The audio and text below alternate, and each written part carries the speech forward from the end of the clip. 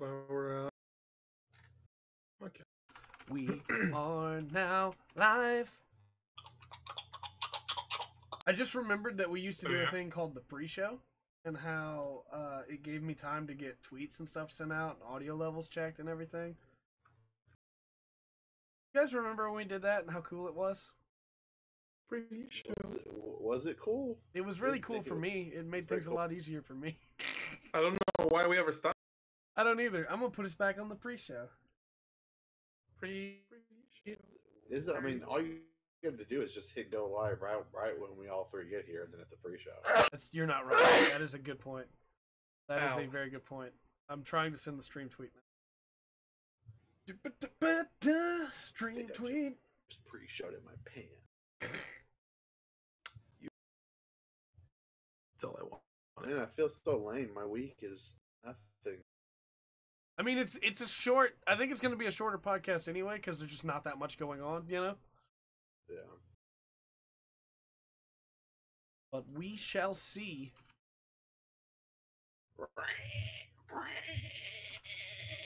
It's literally my internal feeling. Please don't make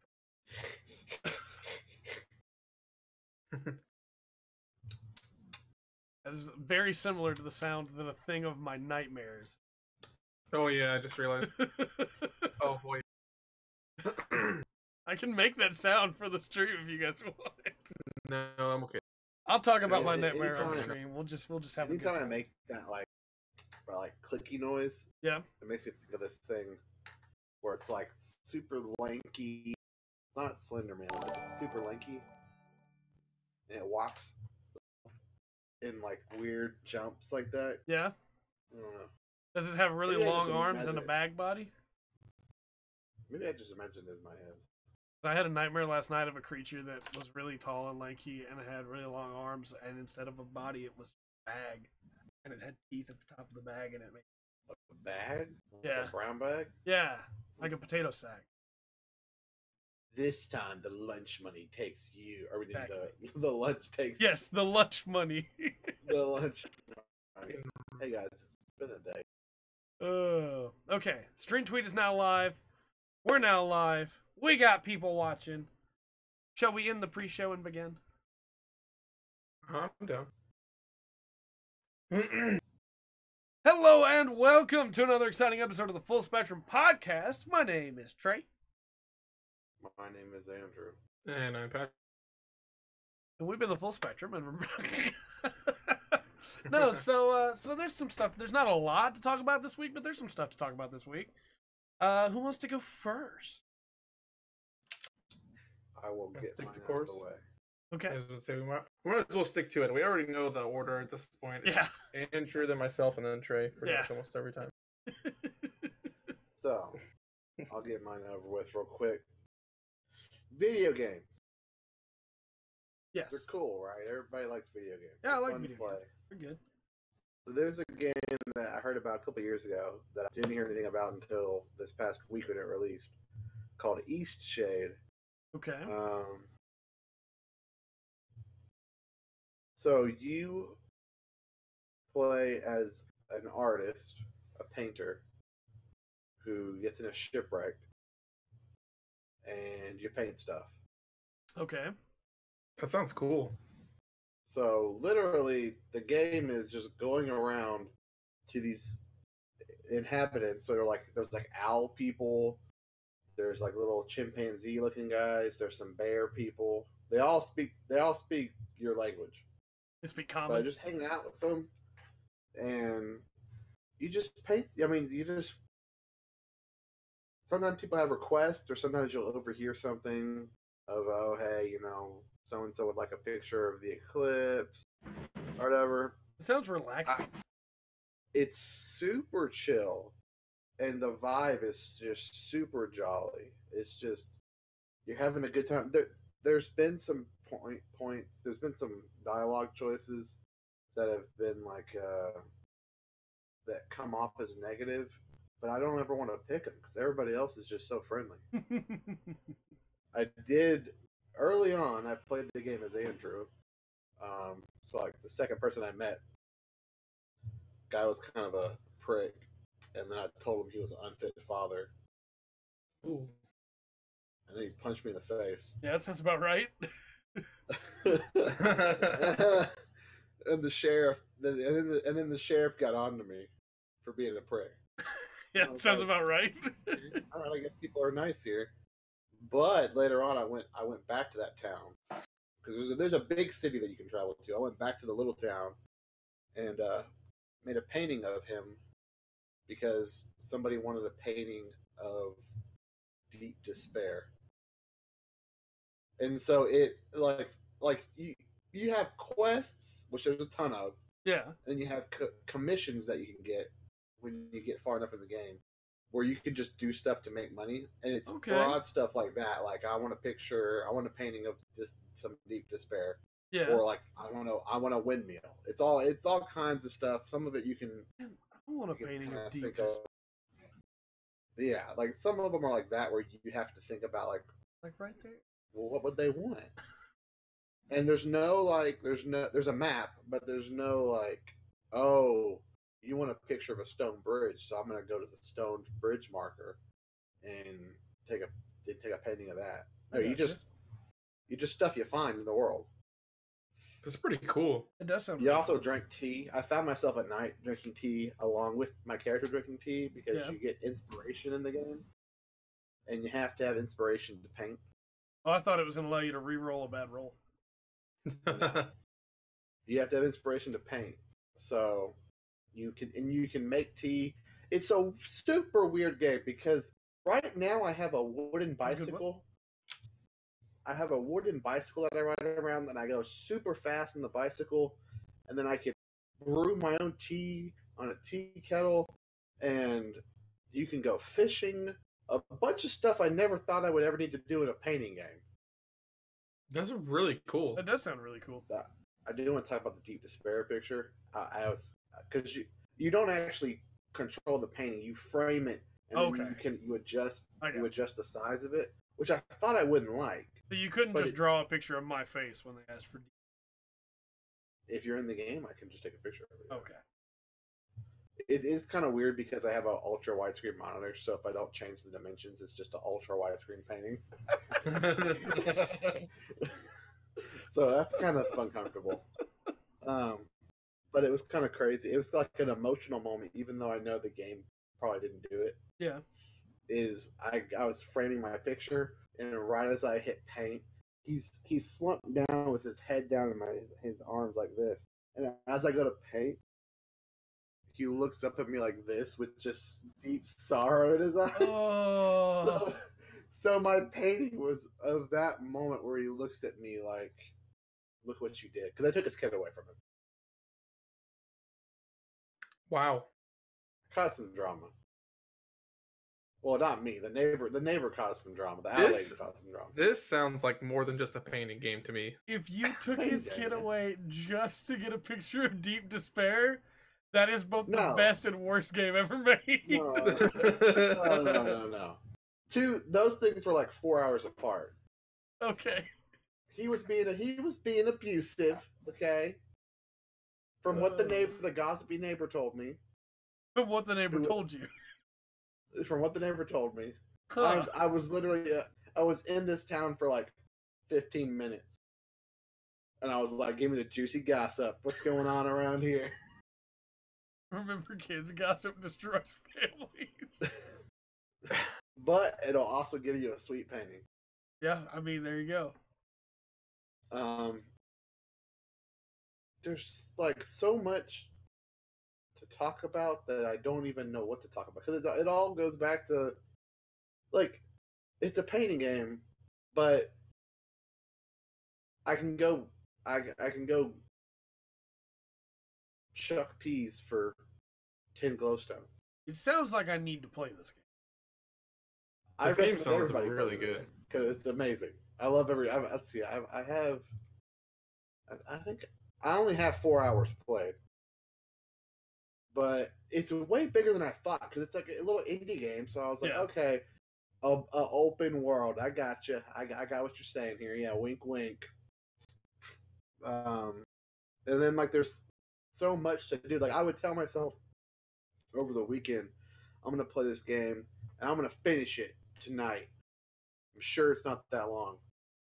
And then I just get like 10 more quests, and I have like 30 quests at once. And it's all stuff it's all stuff I either can't think of, Yeah. or stuff that I know I've seen but I don't remember where I saw it at, or just stuff I haven't seen yet that I need to paint, or like little puzzles in the world, like the Doomsday guy that was walking random. Just saw him walking. I was like, I'm gonna talk to that guy. Talks about how the end of the world's coming, all that kind of stuff. Okay, no other dialogue there. So I hop on my wooden bike and furiously pedal away from him. I have a wooden bike. Okay, sure. All right. First person bike riding. Person bike riding. That's the real game right there. It's awesome. The moment I realized that, because once you get to the big town, you're like, oh, there's more stuff to do. Okay, I can buy a bike. Bike Well, riding. of course I'm going to buy a bike. I mean, why would I not buy the bike? But, yeah, right after I talked to the Doomsday guy, I started pouring down rain for the first time in the game, which kind of concerned me. You can also get a little raft to ride around on the water. Like I said, this game doesn't sound like just a painting game. Yeah, this this game sounds sounds like, like so this much sounds like more. a game that's going to come up in the Goaty discussion. Do I need to Look, make that docket? All I'm saying is this is a very special game, very unique experience. That it sometimes I have the issue with like indie games where they're super awesome for a few hours and then it's done. Yeah. Which obviously there's time constraints, there's a lack of people to work on the game, stuff like that. To long there's all those. I mean, not everybody has a full team of experienced developers like BioWare at EA. I was about to say that. Yeah. We're right there. We're linked. if only they could get those guys. Well, I'm pretty sure they're looking for jobs. Yeah. Yeah. Unfortunately, but we'll get there. It's one of those games that I saw it come back up like 2 weeks ago, and I was like, "Oh, that game that I literally heard nothing about for the past 3 years." And so, it was 3 years ago. I told myself I'm going to buy that game. Right. So I bought that game without knowing much about it, and it's beautiful. Sounds pretty good. Pretty awesome. Painting game that I think both of y'all should play. I'll check it out. I'll check it out then. You For will sure. check it out. It's $25. It's pretty good. Less It's a lot money better than I spent price. on Jump Force. Yeah, that's better than what I paid for. Yep, you could have bought 2 of these. I could have bought 2.5. Yeah, you could have bought 2.5. I guess you're up then, Pat. We know the order now. Eastshade. Shade. So I want to talk to you guys for a second about one of the worst games I've ever played in my life. Real quick, before Okay, you come on. dive into that, I just have to point out with your new mic stand how much better your audio quality is. Awesome. Wanted to make sure everybody took a to be moment to fair- appreciate it. To be fair, I want to clear the air first. I don't think Apex Legends is that bad, Pat. Okay, I'm not talking about Apex Legends. So, Far Cry New Dawn is not the worst thing I've ever played in my life, but it's definitely up there on that list. So, that game is by far the most frustrating game I've played in a while, because really unforgiving and forgiving at the same time. So, the reason I quit is this reason exactly. So, there's this thing you can do where you get on a helicopter with one of the people in the town, and they take you to a location, they drop you off, and they're like, hey, do this, I will set up an extraction point, pick you up, and it's just to get materials. Just for materials. So I was like, cool, I want to try this. This is brand new to me in the game. I'm going to try it, see how it goes. I get dropped off next to this ship, Right as I get dropped off, he goes, "Oh yeah, by the way, they're never gonna stop coming, so you might as well just run." And I was like, "Okay, well I'm gonna try to be smart about this, right? I want to try to take out as many as I can, while preserving ammo as I make my way from one end of the ship to the other to get this item." Well, not only did I run out of ammo ridiculously quickly, I'm still by myself. There's nobody there to help me fight all these people. And I get on the ship, and all of a sudden, all of them turn to me and start firing. And the snipers have hit scans, so the moment that they have a line of sight of you and the red light comes on, you're getting shot. Like, you could move after that and still get shot. You can't dodge it. It's impossible. You get shot. Hit scan So- should not be in just about any No. game ever. No purpose for it most. It's ridiculous, and they take a lot of health. Like, I had the max amount of health kits that I could have. Time it's only like 2.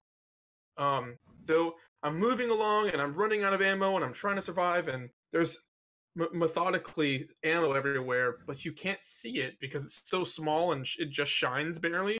So unless I'm like staring at the ground or looking around for it, you don't just like see it. And so you're running and you're trying to get away from all of these people shooting at you because the bandits just keep coming. Like, when they said infinite people, like, it's legit. There's literally just infinite people spawning. And I finally make it down there. Say what? On a boat? On a boat. Yeah, Yes, that's on a how boat. people just spawn in the below decks, right? And that's how boats work. Well, at least it was docked, but at the same time, like, they weren't driving up to the boat. They were just suddenly on the boat again.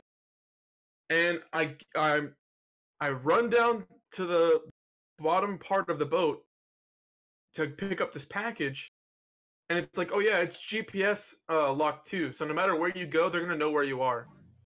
I'm like, great. So now this infinite amount of people will already know where I am, but will definitely know where I am just because this package has a GPS on it. So I'm like, okay, whatever. I pick it up. Real quick, Ridiculous. That's ridiculous. did they hand every soldier before they spawned him a GPS locator? It Did they must like have. install it on his gun like a heartbeat monitor so it just pops up and he Must have. So the first time I tried it, through about the 10th time I tried it, I never got through it to pick up the package. One time I got to the package and I was like, I see it. I'm out of LMG ammo. This sniper is not helping me, and I can't switch weapons now because once you load into it, you can't switch weapons afterwards. You have the weapons you brought with you. So you don't have And the if you weapon die- wheel that you had in previous Far Cry? Oh, I can only carry 3 weapons right now. One of them's a pistol. And I grabbed the sniper because one of the missions I had before, as I told you guys last week, literally had to sit in a little crow's nest Yeah. and wait for people to come up there. So the sniper helped me. So it was like, I'm probably going to be in this situation again. Let me take an LMG and a sniper. The rest of the holsters are locked behind crafting, like they were in. Yep. If I want previous another ones. weapon, I have to progress in the game. You But- know how you progress in the game? Somehow not running out of ammo. But correct me if I'm wrong, but in Far Cry 3 and Far Cry 4, you started with the ability to hold 4 weapons, right? And one of them you could take was like a grenade launcher. Before you even got into crafting, I like have no idea. it sounds like they made that more grindy, probably to pad it out the length. I had to guess. I think that's don't what know they've that. done. I think they did that to try to pad it out. But so it gets worse because I finally am like, all right, okay, well, I'm dying. I'm gonna come back and play this another day. And whenever you turn the game back on and play it again, you have to go right back into that little, whatever they call it, expedition. And it's immediately you're spawned back in the expedition. You can't like quit out of it unless you actually tell the game you're quitting the expedition. And I was like, well, I'm gonna have to try this again, I guess. So I tried again, and this time I was like, you know what? Forget it. I'm not gonna try to kill anyone. I'm gonna try to distract them, be somewhat stealthy, and just sprint straight to where I need to be. Which worked. Which was surprising. I shot one person on the right of the boat. Everyone looked to the right of the boat because they couldn't see me yet. And I ran along the left side of the boat all the way to that spot where the GPS is. Well, I fell into the hull where I needed to land, like right next to where the GPS is. In almost every game I've ever played, when there's fall damage, it's usually like after over a story or so. I fell for maybe a story, and I lost half my health. DS2, baby! And I was like, great, I have no health now. I've only got 2 health packs.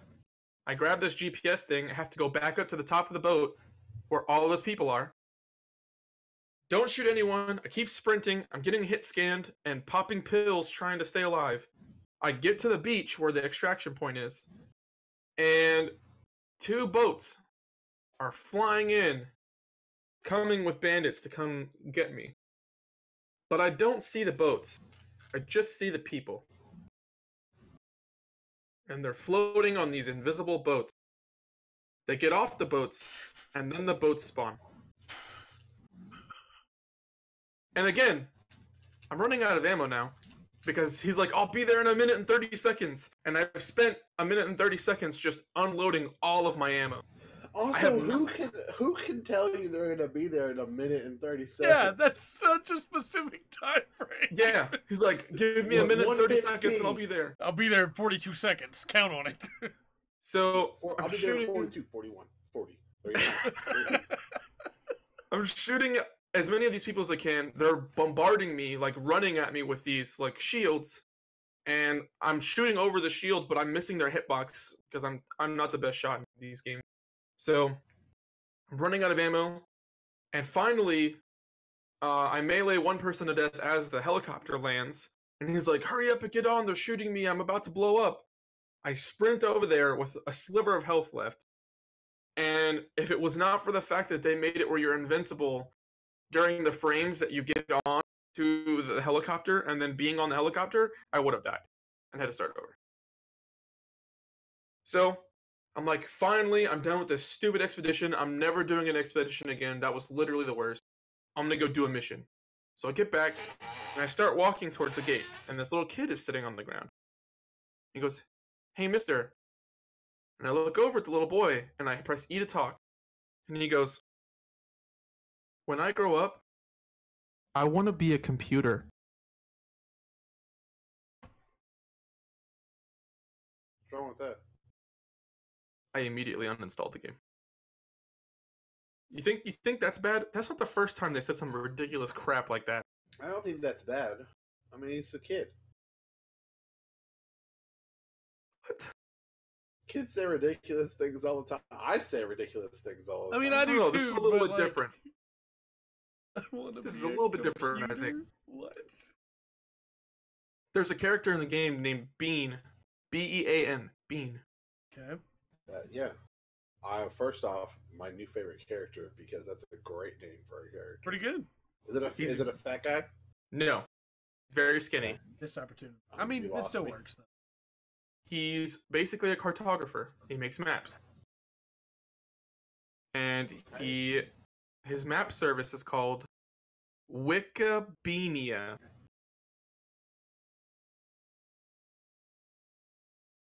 Wikibeania. I don't know why, but I love it. It's so stupid. Is this Borderlands 2? Eject. Terrible. That's perfect because No. it's so bad. It's It's just bad. It's It- not it- anything it would else. Be great.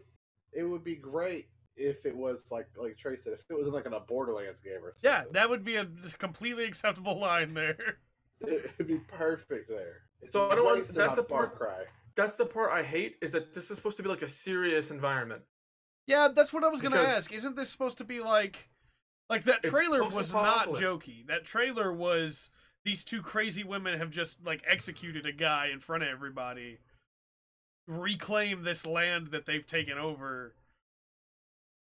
But I also like the trailer gave me vibes that it had been like 100, 300, 1,000 years since Far Cry 5, and it's only been 10, so that trailer vibes were all over the place.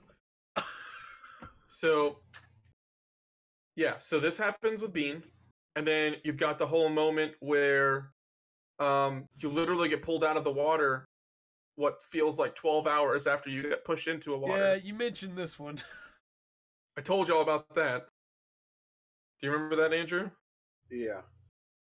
And on top of that, the coolest weapon in the game is a tier 1 weapon that becomes basically useless. Yeah, I've heard about the saw gun. And I still had no clue how to get other people to join me on things. I literally, like, it doesn't tell you. It just doesn't tell you. And maybe, like I said, maybe it's just because I didn't get far enough in the game. But I was doing what the game was trying to tell me to do. It would be like, hey, you need to do this. So I'd go to an outpost, and I would try to get gasoline. And infinite people, it felt like. Eventually, you hit the last one, and they're like, oh, you did it. Great. You can get 50 more gas, though, if you do this again. You should do it again. And I'm like, no. The whole point of that was so I could capture it. Why would I capture it again? For only 50 more? Sounds like a pretty far cry from Blood Dragon. If that line about the computer had been said any other time in the game, it probably wouldn't have been as bad. But after all that crap I had just been through, to hear a kid tell me they want to be a computer, I lost it. I was like, did he add any context to it? No. No. It was literally, hey, mister. And I was like, what's up? And he's like, when I grow up, I want to be a computer. Somebody wrote that line. And walked away. Someone wrote that line, and a voice actor had to read that line. He stood up, walked away. Someone had to write that line and not get fired. Yeah. Far Cry is garbage. My face is tired. Like, it's at that level. Game is terrible. I feel like there's some parts about this game that I like, but every time I try to determine what they are, I struggle figuring that out. And I lost all drive to play it. I uninstalled it the moment that kid said the line. Done with Far Cry. I'm not playing this game, and I'm probably not going to play another game in the series again. That left a sour taste in my mouth after Far Cry 4. I liked Far Cry 4 for the most part. I liked Far Cry 4 up until the ending. Yeah. Ending was garbage. Because it should have ended when it seemed like it was going to end, and then it kept going. Yeah. That's basically what I was getting to. Is like Far Cry 4 had a great start. And I mean, even though you could beat the game literally in 30 seconds. Yeah, but that was great. That was pretty. But then again, still, like, that game was better than this game, but the ending of Far Cry 4 and this combined has turned me off. So I'm gonna move on. The fact that the fire in Far Cry 3 was not as good as Far Cry 2 is what turned me off of Far Cry. That's all right.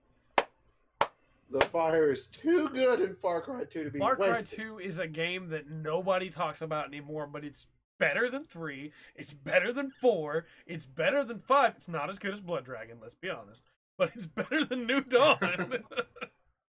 Yeah, New Dawn is a no-go. You set the brush on fire, the fire spreads, the cars stop, hey, what's going on? You snipe somebody with a crossbow.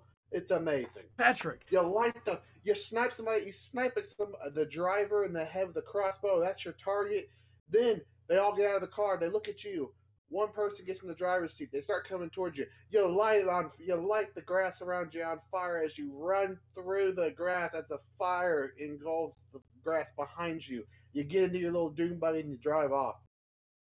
What if I told you in 2, your companions, that you don't have to go do side quests to get, by the way, your companions can be paid by the bad guy to betray you. So you can't trust your companions. Because if you get too low, they then have to make a choice. And they have a choice. It's not like every playthrough this companion betrays you. They have a choice when you get low to either pick you up or to kill you. Pretty great. I forgot to tell you, so Bean, the guy that I did a mission to go get to help me, he doesn't go with me anywhere. He just stays at the camp and makes maps for Wikipedia. To be fair. I mean, he probably wouldn't fight. Well, there's another character He's a that I got. cartographer. He's much more valuable at the. All the people you're going to get are not helping you like in missions. They're just staying at the camp. But what if he threw maps at people? I'd probably still play the game. If he doesn't, what if he doesn't just on the map, but it's like a turn-based JRPG. He looks at them, whips out a scroll, draws the map of the area around him, and then throws it, and it does magic damage. Oh, and his limit break is that he pulls out a map, marks a spot on it, throws the map to him, and says, "That's where your family's at." And they just leave the battle to go find their family. Or it could be pirate themed. Oh, yeah. And he says, "X marks the spot." Yeah. And then a hole pops up underneath him, and he gets buried alive. We should move on. Now Yeah, we're the game's talking about garbage. A good game. Oh, Don't play Far Cry New Dawn if you haven't already. Play a better game. The other game, yeah. The other game I want to talk about is a game called King of the Hat. So it's already come out. It came out last year, I believe, for PC. But basically, it's an arcade like fighter game where I put a link to it in our Discord. You are a character that has a hat. You can pick from characters that have hats. They're all different.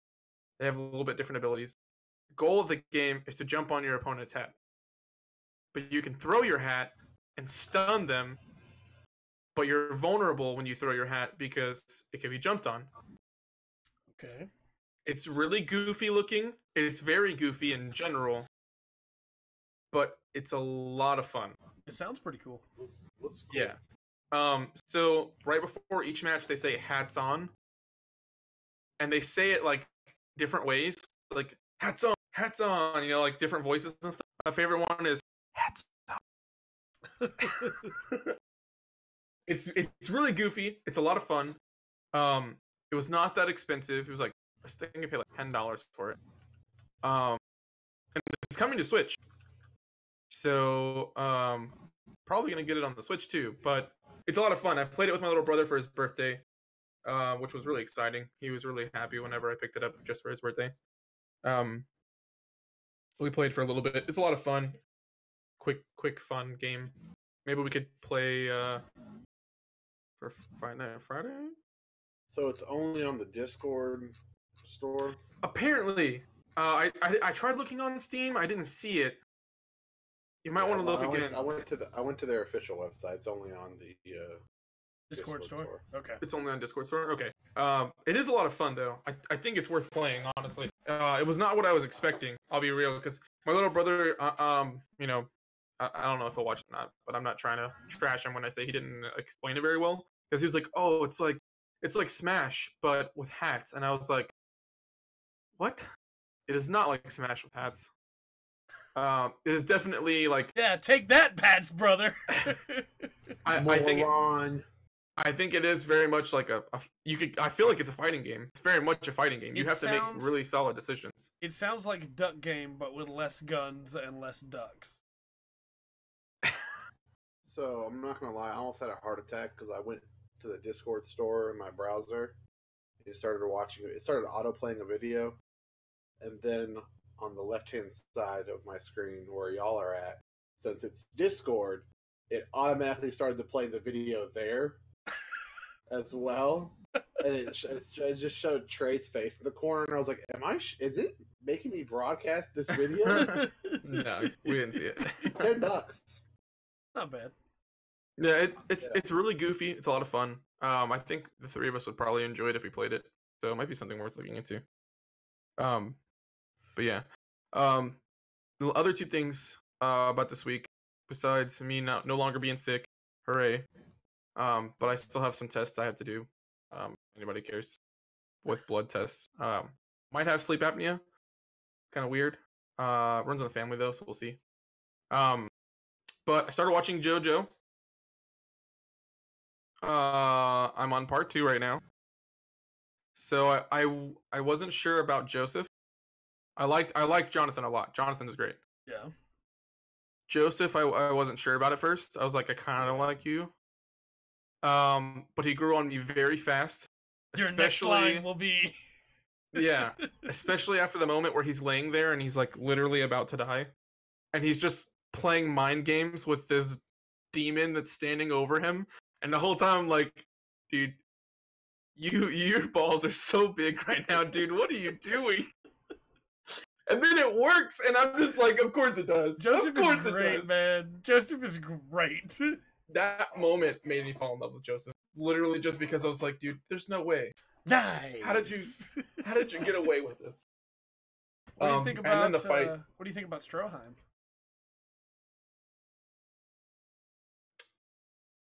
German engineering is the best in the world. Yeah, he was a cool character. Yeah. He was a cool character. Sure. Sure I think I really liked that they another Zappelli was in the game in the show. That his grandson is in the show. I like that. And Jesus. I don't know how did he get the hat though? Did Speedwagon give it to him? Because Speedwagon kept the hat. Just continue. You'll see. Okay. Because I know at the end of the first part, Speedwagon kept the hat. So. But yeah, I love both of those characters. It's going really well. I just got to the part where they were about to do the final step of their training, but JoJo ended up having to fight. Let's be careful with spoilers now. different. There could be some people watching that Yeah. that are intrigued. So JoJo has a really important fight that he has to be a part of. So that was really interesting. That fight was amazing. And it was everything I wanted in that fight, to be honest with you. I want to talk about it with you guys at the end of the podcast whenever we're off screens, so that way I can say what I want. But that fight was good. We should do an episode of the thing we were talking about. Yes, absolutely. I want that. I want that a lot. The last thing about have to rewatch it because it's been way too long. It's worth it though, and it would give you a chance to watch the dub because the dub's actually pretty. That's what I watched. Oh, we'll give you a chance to watch it again.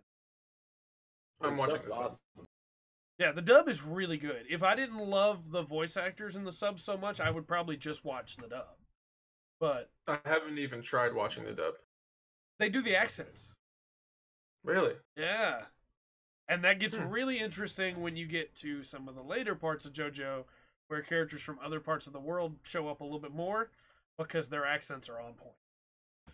That's awesome. I still can't get over, I can lift this rock. I literally was like, oh my gosh, this is so dumb. Again, the best part about that is in the manga, there are no rocks around them when they're talking either. So, like, that is just a straight homage to the manga there, as Jonathan just pulls a rock out of nowhere. Yeah, it was so dumb. I loved it. It was great. The last thing I want to talk about is a moment that happened in Boruto. You want to spoil it for me? Don't know. I don't know if you're gonna watch that far. Are you gonna catch up? So that's the thing. Are you gonna catch up? Or are you liking it enough to keep watching it? Or are you gonna get to the end of the big arc that we were talking about and then call it? So there are 96 episodes right now. Yes. I'm on episode 34. Okay. Pretty You're far already behind. done. Yes. But my question, yeah, that's I Go ahead. will say, he likes. I don't like Boruto. He likes the show. You don't have to like Boruto to like the show. I don't like He's the main Denki. character. Okay. I like every other character quite a bit. Wait. Then Yes, the two characters that I dislike, and I dislike them a lot. wait, which one's Denki? Oh yeah, Denki. It's part of my cons in my list of pros and cons. Is Denki is around too much for how forgettable he is. Denki's the kid with glasses that you meet in episode 1. Yeah. That for some reason still has to be in every big arc and do nothing. You're right. And he's Yeah. just like, Boruto, be careful. And everybody's like, Denki, stay back. And it's like, yeah, this guy, why is he here? Get him out of here. You're talking about the rich kid with the glasses, right? Yeah. The one that. Yeah. Ugh, get him out of here, man. I'm terrible with names, so if you had described him, I would remember. Does he ever do anything? I knew it. Okay, I'll put it this way. So you remember in Naruto, whenever it was like, oh yeah, look, Team 7's doing everything, and all of a sudden, like, nobody else That did doesn't anything? happen in this, and I like that a lot. It does. Oh, does it turn into that? Yes. Oh, okay. So the big arc is, I mean, they may do more with the arcs coming up. I don't know. So far, they've been giving a lot of time to side characters, and I like that a lot.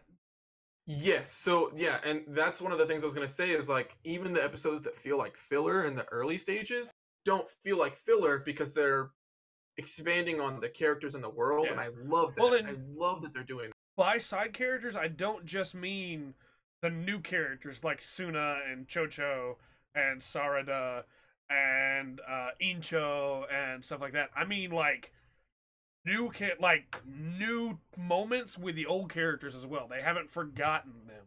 Like Kurenai shows up. Anko unfortunately shows up now that she's not Anko anymore. Kakashi is around and doing stuff. Yeah. Sai is around. Like, I expected it to be like those characters will show up every once in a blue moon, but within the first 34 episodes, those characters popped up quite a bit. And it's really cool getting to see the interactions with everything. And I was afraid because Boruto hates Naruto. Sometimes, that's in my notes as well. Pros and cons. Sometimes he just doesn't hate him anymore, which makes no sense, and then he goes back to hating him. Regardless, I figured Naruto was never around. Naruto's around all the time in those episodes. Yeah. And he is now past all of his confidence issues. He's the Naruto still from the war arc, basically, where he's like, I'm here. What do I need to do? And so the way that Naruto as a character is treated in Boruto is good enough that I will keep watching Boruto.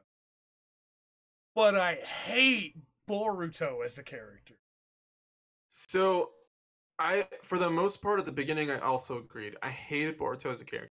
Thought he was terrible. Thought he was annoying. As the story progresses, he becomes a lot better written. I'm hoping so. They develop him a little bit more. So this last arc, that's one of the things I was saying is like this last arc, they do something that we've seen already in Naruto. So you have an expectation, right? And you're like, okay, so this is going to be just like before. I know what happens. This is going to be a bunch of doo-doo, and it's not going to be fun. But they twist it, and they make it a good story versus what was the same story before. Yeah. All the side characters pretty much get put to the wayside, which really sucks. I was afraid of that. Just like they did in Naruto. Shippuden, in the early stages of Shippuden. Yeah. The other big thing for me, I'm sorry, go ahead. Oh, okay, I was just gonna say, but while they're doing it though, they're still progressing on the characters, the main characters. Yeah. So you're not losing character building, and the story is in my opinion really good. It transitions from like a pretty decent story, with like pretty good characters, to a really good story, and we're still growing on characters. Yeah. I just love how in the early stages of the show they were developing on all the characters. Right now, because of the and again, I don't see a way you can do this without doing what they did. So I'm not mad. But there's a way to do it. It's called One Piece. But realistically, when this story is taking place that they're doing, the only characters they can really grow on are the main ones during that time. Now, some of them get a little bit more, but that's because they actually get used in some of the fights. I guess for me, like, we talked about it in the Naruto anime special, but my biggest issue with, especially towards the end of Naruto, was that Naruto had finished his growth and was at the end of his arc, and he was fine. I liked Naruto. Naruto's a good character. I like him a lot. Sasuke hadn't finished his growth, and I still hated him. And then when he finished his growth, I still hated him. And Sakura never had growth. So I hated her the whole time. At least with this group, Boruto still has a chance for growth. And Sarada and Mitsuki have both already had growth and become pretty decent characters and still have places to go, you know? Yeah. So, like, I'm excited for the three of them, even knowing that it's going to become just the three of them show. But if Boruto does not improve, then I will have a very different feeling after I've caught up. So before we lose Andrew, I'm gonna ask you two questions, and I'm gonna follow it up with one statement, and we can move on. So the first question I still have a whole is, week to go. how do you like Sasuke as a character right now in Boruto? I think that in Boruto, Sasuke is still a massive idiot.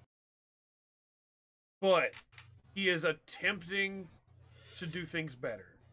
I have a big section in my cons just dedicated to Sasuke. Okay. Follow-up question. Yes. How do you feel about Sarada? I think that Sarada is a great character. I think that she makes very logical decisions based on the information she's been given, which is not enough information. Yeah. I think that she does what just about anybody would have done in those situations. And I think that she's a pretty good character. And where her motivation is at the end of episode 22, when she declares, this is a slight spoiler for Boruto, when she declares that she's going to be Hokage. Her character from then on, from that point to episode 34 where I'm at, has been dedicated to that ideal. Okay. And I really like that about her. They could throw that all away, but... So the thing that I'm going to say before we move on, I've always disliked Sasuke as a character. Yes. He's always made me angry. Yes. From the beginning of the show, I've loved Sarada as a character. At first, I kind of didn't like her, but she grew on me very quickly, and I love her as a character. After this episode we just had, the moment that Sasuke and Sarada have in this episode made me fall in love with Sasuke as a character. Okay. What? I cried. I'm excited for that then, because if they can redeem Sasuke... Again, Boruto is written by a different person.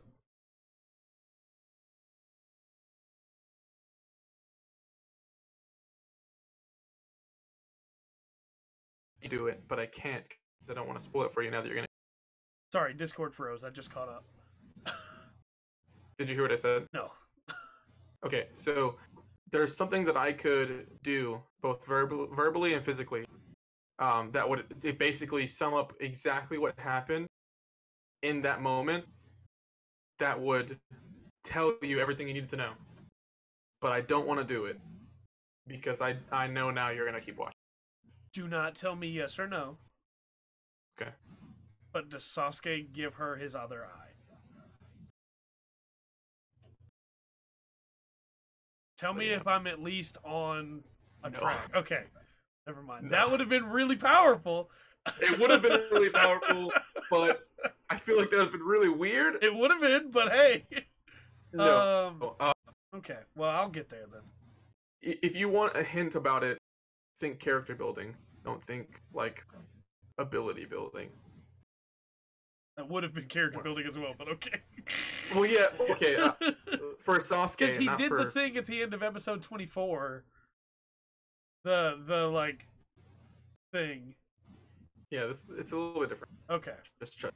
When you get there, you'll see what I'm talking about. Okay. And it's literally going to be, like I said, I paused it and I was like, come tears. Okay. Come tears. I hate Sasuke. I did too. I did too until this moment. I actively hate Sasuke and Sakura, and I somehow fell in love with Sarada. Which should speak There's for how literally- well written she is. Yes, but this whole episode is dedicated to the two of them. And Okay. it's great. Great. That was my week. Also, Sorry, it was long. slight spoiler for Boruto. I'll put the spoiler hands up. The moment when Sarada tells Sasuke that Naruto has been a better dad to her than he has, I was like, yes! Tell him! Spoiler hands down now. Okay, so yeah, my week. There's not a lot of time for my week, so I'll get going here.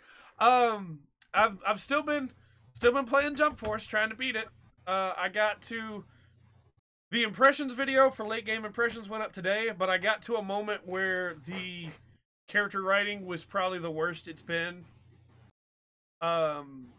With a character, and I will tell you guys this because I don't care if I spoil Jump Force for you. You shouldn't care about the story of Jump Force. But there is a moment in Jump Force where Deku is talking to Sabo from One Piece and Rukia from Bleach. Sabo, who has fire powers, and Rukia, who has ice powers. And he asks Sabo what will happen if his fire powers connect with Rukia's ice powers. And my Todoroki. Like Todoroki. And my immediate reaction was, you already know what would happen, Deku. You know what would happen. You go to... He's in your class. And I could just feel a developer being like, huh? You get the reference? Did you get it? Did you get the reference? We could have put that character in the game, but we didn't. Did you get the reference? And I was just like, yes, I got the reference. And I was just like, no. Why? Why would you? It's almost like they didn't expect you to get that far in the game to begin with. That'd be great if at a certain point all voice acting just stops, Stop. all sound effects There's stop. no dialogue in the box. Like, we ran out of money. Also, I'm in chapter 7 now of 9 chapters. And we talked about padding earlier. There's this whole section where they're like, Sanji's been taken over by the Venom Cubes and we gotta find him. And Sanji's just wandering the base. Like, you see him in cutscenes in the base, and they're like, he's been taken over, and he hasn't been taken over. And Luffy's over there like, Sanji would never betray us. It's like, well, he's not. But if he's been taken over by the cubes, he's not betraying you. We literally know how these cubes work. Like, come on. And then the next time you see Sanji, he's in the base, and he's been cubed, and he's evil, and everybody's like, see, I told you. And then you have to fight Sanji, and it's like, we could have done this in one cutscene. There were 5 missions called Search for Sanji with cutscenes telling me he's in the base. Also, how big is the base? Too big. It's gigantic. It's too big. It's literally the biggest ship ever. And there's nothing in it. That whole side area that you ran into? That's not true. Apparently Sanji was in it. Yeah, Sanji was there. That whole side area you ran into had nothing. You And mean it was the literally tunnels? Pointless. Yeah, Because that's where Sanji was hiding, so I guess everybody else forgot the tunnels were there too. Except for Light. Light remembered. The developer was like, hey, you know those tunnels we built in the game? We should probably use those. We haven't used them the whole game. It's only those cutscenes too. They haven't showed up in anything else. I can't help but wonder if they were put there just for those cutscenes. That's what I'm saying. This was supposed to be the celebration. What is this crap? You're celebrating, all right. Anyway, Spending more time watching anime than playing this stupid game. so that game's still bad. Don't buy it, please. Please don't buy it. I literally, the description of the impressions, there's a paragraph, and then right after that is, please don't buy this game. I've been playing Fire Emblem 8 self-randomized. So this is a different than just randomizing Fire Emblem ROMs. It is like you patch the ROM and it randomizes itself. So every time you make a new game, it's randomized again. And every time you have to reload a chapter, it rolls the random numbers again. So the enemies are different classes when you redo a chapter. Like if a character dies and you restart the chapter, you don't get to know what your enemies are beforehand. It's just, hey, enemies are new classes now. The items you can get from quests, like villages, are different. So I had to redo a map a couple times because somebody died. And then the time that I completed it, there was a master seal in one of the villages. It was like, okay, I could use this to promote any unit I want. That's pretty good. It's just a lot of fun. It's pretty good. I have been reading, I agree, Jump Force's New Gundam Breaker Part 2. I have been reading a manga called Helck. Because I was sick over this weekend. It's a comedy that becomes serious about a hero from the human world that has come to the demon world, where the demons are all like Disgaea, like fun demons. They're not just like super evil demons. Yeah. Because they're having a competition, and whoever wins the competition gets to become the new demon king. And so this hero from the human world named Helck who is this big buff guy that does not wear a shirt but is always smiling and has a cape, is competing with the demons very, like, jovially, super nice about everything, not being mean about it. And he's better than all of them because he's a hero. And he's trying to become the Demon King. You know, just wants to be the Demon King. And the main character is this demon named Vimirio, who is one of the 4 heavenly kings, like one of the Elite 4, basically, and wants to stop him from becoming the Demon King. And so the comedy antics and stuff there, it's pretty good. But it takes some turns, and that story gets real good. So it's definitely worth a read, in my opinion. It's pretty long, too. I think I'm 50 some odd chapters in, and it's like 144 chapters. Wow. I've been playing Wargroove. That's the Advance Wars like that has come out recently. That's really fun. It's difficult. It's very difficult. But it's pretty enjoyable. The maps are pretty big, and you spawn units, and as they take damage, they do less damage, and you have hero characters that can get groove abilities as they fight. It's pretty cool. I like it a lot. It becomes more territory management than unit management, but I like it a lot. Definitely one to keep your eye on. Been playing Destiny 2 because I've been chosen for some Anthem, and I'm not gonna get Anthem right now. I'll get it when it's cheap because it will be soon. But I've been playing Destiny 2 again, and I bought Forsaken, which gave me a level skip, but I didn't use it because I want to go through the story. I think Destiny 2 likes me. Okay. Because the first gun that I found was an exotic. And it was a hand cannon that is charged with the power of the sun and synergizes perfectly with my character build. Oh, And- Sunshot? Yes, and when enemies die, they explode with solar power. Yeah, that's awesome. So I'm flying around, chucking sun grenades, and blowing people up with the power of the sun. Call me Sunny D. It That, feels good. They just get cooler from there. I don't doubt that one bit. I have the Graviton Lance, which shoots out void balls, basically, that tears holes into the void every time you land a shot. It's pretty good. Pretty good. I'm really liking it. I'm liking it a lot. I got my Sparrow, and I am I just beat the mission where you have to ground the big ship so that you can get on it to go fight the final boss of the main campaign. At least I'm assuming Yeah. that's what I'm supposed to do because that's what they're talking about. I'm really liking the characters too. Like there's some Yeah, really good banter good. between like Cade Six and Zavala and Hawthorne and what is her name? The other Ikora. There's some really good banter between those 4. And the Ghost is pretty funny in this one. I didn't realize how funny he was, but there was a moment where Zavala was like, "We'll do it.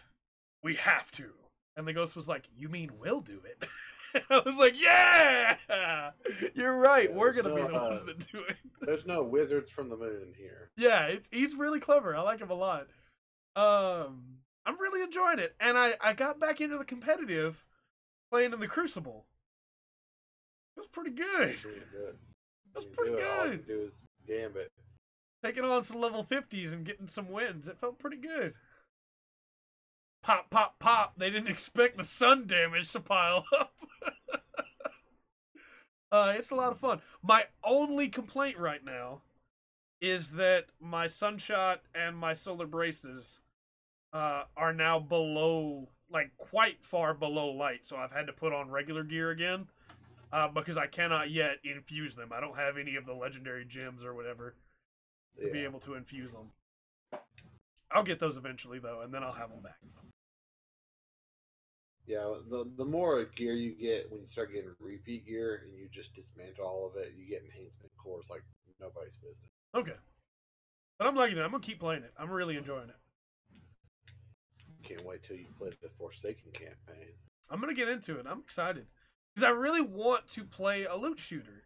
and I really wanted to play Anthem. I really did. I still want to play Anthem. Yeah. But I know enough about Anthem now, and we're going to talk about Anthem in a little bit, that I refuse to buy it at $60.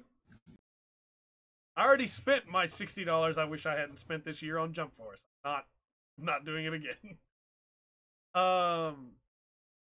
Past that, I wanted to say real quick before you moved on. By all means. You use the term loot shooter. Yeah.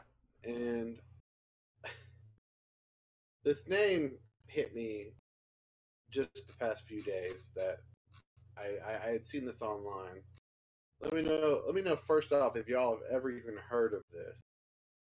The Schluter. No, stop that. Get that out of here. Get that out of here. Shmup is okay. Shmup is okay. Schluter is not. Get that out of here. Pat, have you heard about the Schluter? No. The loot shooter, the shoot looter. Why would you ever call it that instead of just loot shooter? I've also heard people using looter shooter, and I don't like that one either. Oh, I've seen someone online put looter schluter, which would be looter shooter looter. No, stop. Stop. I like the term schluter for one reason. It's the same reason I like the Wikipedia. It's Too just dumb. so stupid. Yeah. It's so dumb that it has to be real. I like shmup. Shoot 'em up, shmup. I like that one. You'll come around to schluter. Oh. It just sounds terrible coming off the tongue. It really does. It sounds dirty. It really does. It sounds like you're just saying something incredibly filthy, like, I'm going to salute you. I'm going to shoot the loot right out of you. Oh, stop. Oh, no. We got demonetized. I'm going to cover you in schloot, girl. You can see the comments now. So, I'm going to shoot my loot. Last for my week, I've still been playing 14. I may be switching mains from Dragoon. Really? I got Black Mage to level 66. And above level 60, let me preface, Black Mage was the class that I still had sitting at 30 when I had everybody else to 50 and then to 60. Yeah. Because I hated playing Black Mage. Black Mage was super boring. But I grinded it up from 30 to 50 just because I was going to get them all to 70. And I still hated it. I could not stand Black Mage. The Black Mage rotation to 50 and then to 60 was Fire 3, Fire 1, Fire 1, Fire 1 until you get a proc, Fire 3. And then when you're out of MP, Blizzard 3. Till you have them MP again, Fire 3, Fire 1, Fire 1, Fire 1 until you get a proc. Super boring, right? Yes. Well, when you get past 60, I guess Square realized it was boring. Because you unlock Fire 4 and Blizzard 4, you use a move called Enochian, and then all of a sudden you are able to, when you use a Blizzard 4, you have 15 seconds. Well, when you use Blizzard 3, you have 15 seconds. And in that 15 seconds, if you use Blizzard 4, you get 3 ice charges. Within that 15 seconds, to keep Enochian up, which gives you 5% extra spell damage, you have to switch to Fire 3. So you have to use a Fire 3 to get the Astral Fire back up, and you have 15 seconds. In that 15 seconds, you do 30% extra damage. So you're spamming Fire 4s, trying to get as many Fire 4s into that 15 seconds as you can. And then you're hitting Blizzard 3 again to keep Enochian up and get back to Umbral Ice so that you have another 15 seconds to prep for that 15-second window of high damage. The whole time you're doing this, you're trying to stay in your ley lines, you're trying to dodge boss AoEs, you're trying to do mechanics while still keeping Enochian up while juggling that 15-second timer. It's intense. And then at level 66, you get a move called Triple Cast. And for the next 3 casts, you have no cast time. Oh, nice. So you set up your 15-second window, you hit triple cast, you use 3 fire 4s, then you hit swift cast and get another fire 4. And then you're using Blizzard 3. I did, at level 66, 3 6K crits to one mob instantly and watched it vaporize. This is before I get to 70. Do you know what I get when I get to 70? If I manage my Enochian correctly, and I'm able to keep those 15-second windows switching back and forth for a full minute, I get a move called Foul. The single most damaging spell in the game. And it can crit. Nice. So, as we've talked about before, I love jobs that are high maintenance, that have a low skill floor where anybody can play them, but have a high skill ceiling where only the best are able to really capitalize on it. I love having to juggle Enochian. And knowing that if I can juggle it correctly, I get a really good reward for it is amazing. But unlike Dragoon, on Black Mage, if I mess it up, Enochian comes back every 60 seconds. And that timer comes back while you're using it.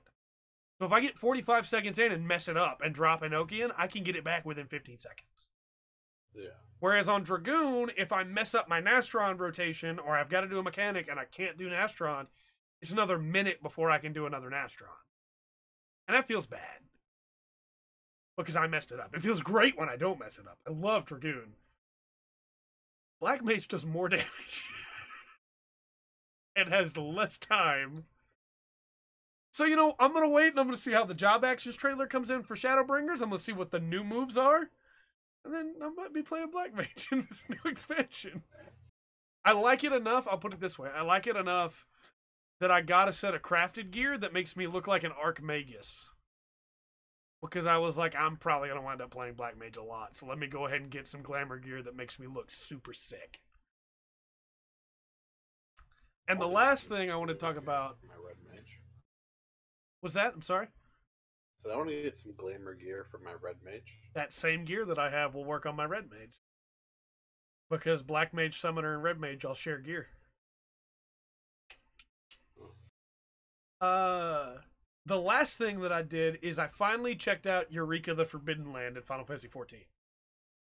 And this is the completely separate leveling area where you go in and you fight elemental enemies and can change up your elemental defense and elemental offense.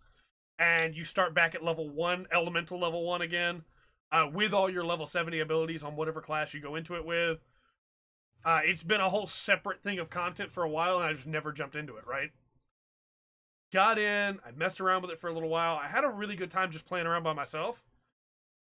And then I saw this DPS that was having some trouble, this monk, and I helped him out. I was playing on my paladin, my tank. So we partied up together. And then we found a healer that was having a hard time, so we partied up together. And then we just kept adding people to the party until we had a full party. And then we were just running around the map, having a good time, playing around. Just over and over again, we would get separated and we'd be talking in chat of like, you know, how do we take on this monster? This has never done this before. And it was just a really cool experience of like, I could have brought in free company members and gone in with them, but instead I connected with a bunch of random people. And 5 of them I wound up adding to my friends list. I would have added the rest if they'd accepted the friend request. But 5 of them wound up joining a friends list, and then we got... And none of them were from my server. They're all from different servers that we met in there and just had a really good time. That's really cool. So, it's a blast. It's very different, but it's a blast. I like it. And that's my week. We finished with weeks, an hour and a half almost into the podcast. Proud of us. Yes, proud. So yeah, we'll move into the rest of the podcast now. Anthem has some reviews. Would you guys like Hold to guess? on. Go ahead. I'm sorry. Go ahead. Don't just jump ahead of the schedule here because I'm looking at an enormous stuffed alpha chocobo. $15 in the store. Yep. Yep. Alpha's a pretty good character too. He's from the Omega raids. Oh, you can get broken brown. So each person can have a side of the heart. Yep. Good stuff in there.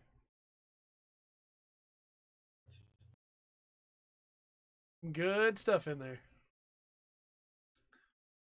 So, would you guys like to guess? I'm sorry. Go ahead. Go ahead. I'm sorry. Trey, Yes. said it before. Mm-hmm. I'm going to say it again. But what the hell is your problem? You want me to play Final Fantasy 14. Yes. You don't tell me there's an indigo whale mount.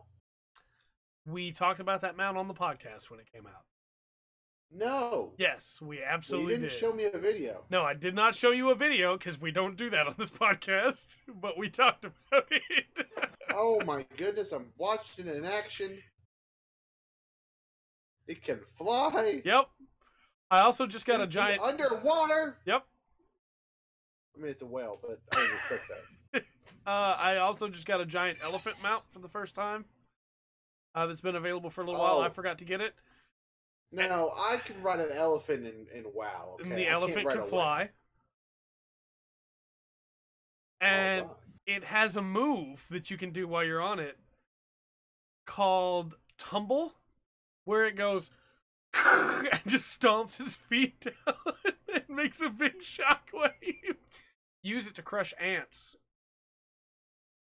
Giant, vicious ants. And you just... Huh. I also just got a giant manta ray mount that can also fly. And it has a move called Suction. And when you press it, it just goes... And then this big, like, wave comes in. Pretty cool. It's pretty cool. So I only have to pay $45 to resub and have a whale. That's correct. What a bargain. Now's the time to resub, too. Shadowbringers is coming. Friend of the podcast, Chase, was online yesterday when I got on. Did you play with him? No, he was already in a dungeon when I logged on. But has he played with you before? Yeah. He's on the same server I am. When was the last time you played with him? The last time that we ran a dungeon together was last year. Oh, see, But he was playing yesterday. We had a conversation that about it. was the last thing I needed. That was the last. If you were going to tell me I could play a game with Chase, Well, yeah, I mean, you could because he was playing yesterday. We talked about Shadowbringers yesterday while he was tanking a dungeon. Oh wait, so you did communicate with him? Yeah. We talked about Shadowbringers. He seems pretty excited for it. He's trying to get through the MSQ to get caught up in time for Shadowbringers. All right, Pat. So when do you want to sub? I definitely do not have the time to give to that right now. Unfortunately. That I definitely don't either. Unless I just do the skip. I mean, you could. Which is what I would do. I can fill you in on the story. That's fine. Do it. That's exactly what I would do. But I don't know if I'm going to do that until the Here's summer. my problem with the skip, though. I'm looking at it as a reasonable man that I am. I'm saying skip in one hand or whale in the other. And I'm going to play the game as long as I can play as the whale. If you buy Shadowbringers, you'll get a skip in Shadowbringers, I'm sure. Because there was one in Stormblood. I didn't get a skip when I bought Stormblood. Also not. Should have got a skip in Stormblood. Maybe it's only like a pre-purchase thing. It might like be. An early adopter type It thing. might be. But then I still... Look, I just want to play with my whale. Yeah. I will gladly can play that game during the summer when I have the time. That's when Shadowbringers will be out. That's the time to play. I would like to remind Trey and everyone else watching this, he will play Final Fantasy XIV in the summer just like he did last summer. As in, not at all. Zeke came over here to make me feel better. The problem with that is you're right, because Three Houses comes out. You know what I'm doing in the summer? I'm playing Three Houses, man. It comes out at the end of summer. No, Three Houses comes out at the end of spring. May. I guess it's not spring. That's comes out in July. Oh yeah, they moved it. That's right. I forgot. But I still have a whole month to play that game. We should move on. Out of the games, I might play it. I probably won't play it actually. So, Anthem. Would you guys like to guess where it's sitting on OpenCritic right now? 62. No, you know what? It's a big budget game. I'm gonna say. Go lay down. Go lay down. I'm gonna say a flat 70.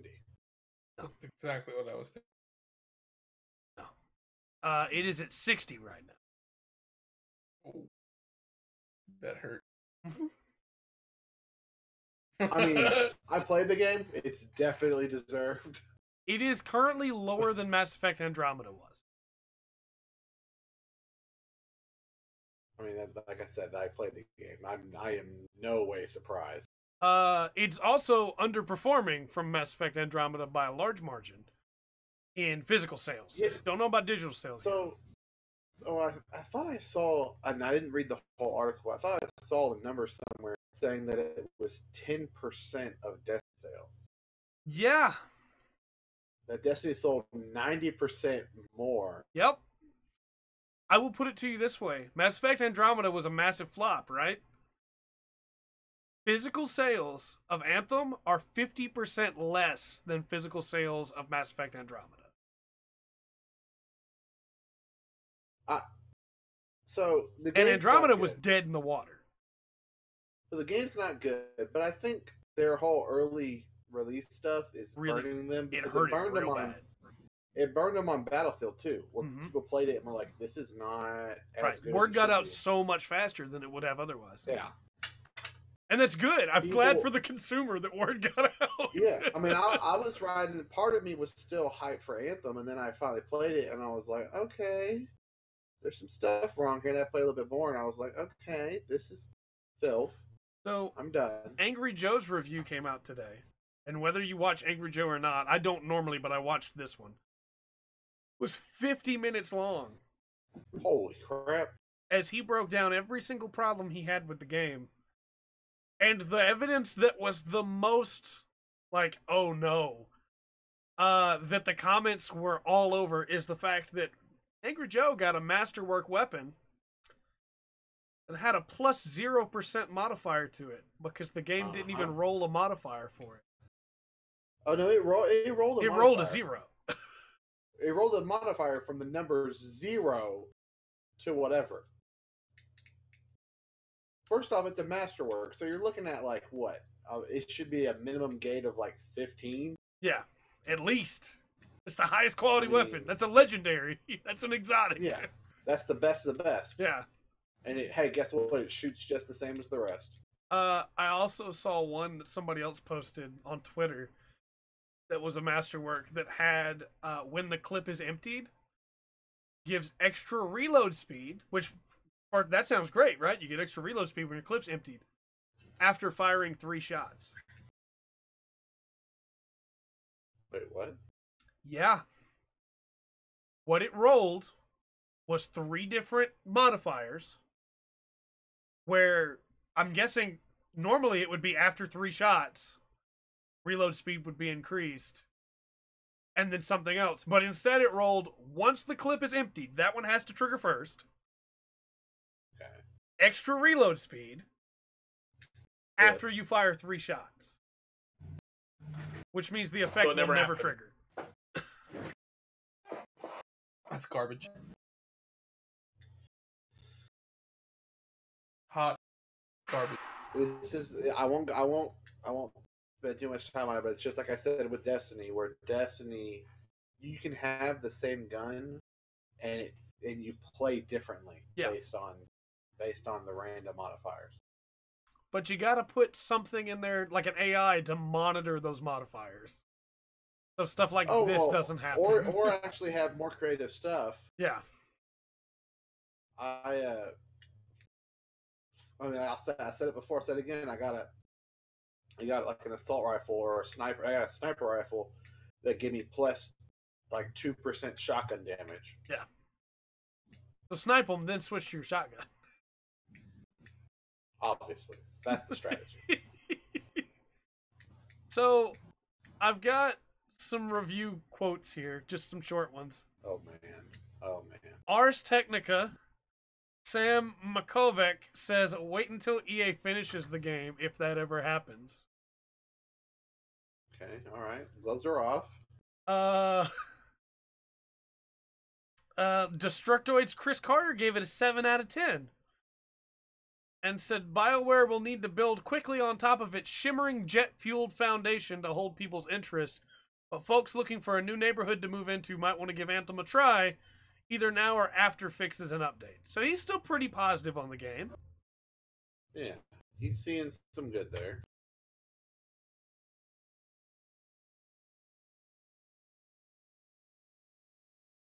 Game Revolution's Mark Ashworth gave it a 2.5.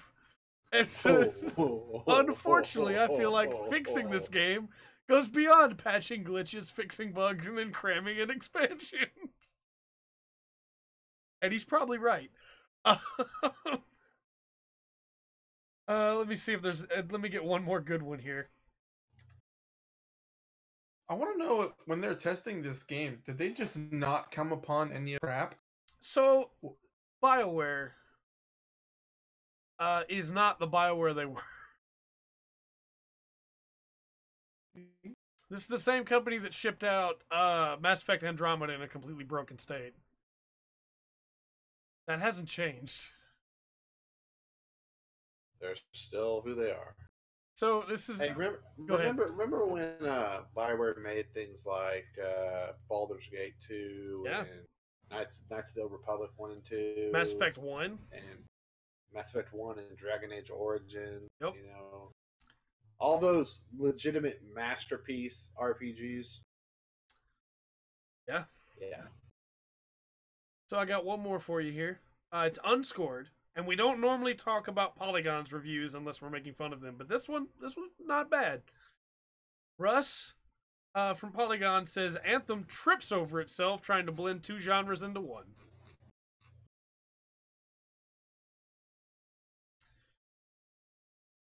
It's not wrong. Yeah.